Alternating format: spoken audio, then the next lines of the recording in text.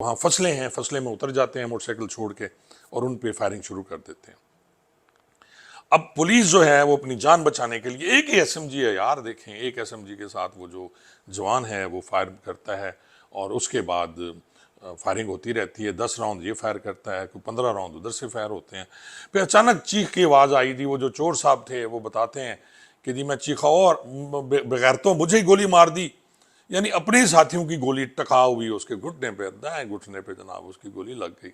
वो भी आगे की तरफ से लगी, पीछे की वो साथी तो पीछे थे लेकिन गोली आगे की तरफ लगी। जिस तस्वीर में वो लेटा हुआ है मैं देख चुका हूँ, आपको भी तस्वीर दिखाता हूँ वो कैसे लेटा हुआ है और गोली का निशान मैं नहीं दिखा सकता, खून नहीं दिखाया जा सकता यहाँ। अब जी उसको जब तलाशी उसकी ली गई तो उसमें से उसके पास सिर्फ 1600 रुपया, यानी वो जो चोर साहब हैं जिनका मैं जिक्र कर रहा हूँ उनकी ये उनकी कहानी जो मैं सुना रहा हूँ आपको, और ये उनके जेब से 1600 रुपये। और जनाब उनसे पूछा गया कि जी आपके पास कोई लाइसेंस है? ओ भाई लाइसेंस है तेरे कोल? उसने कहा जी मेरे पास कोई लाइसेंस नहीं है जी, मैं तो चोर हूँ, मेरे खिलाफ तो 40-37 मुकदमात हैं।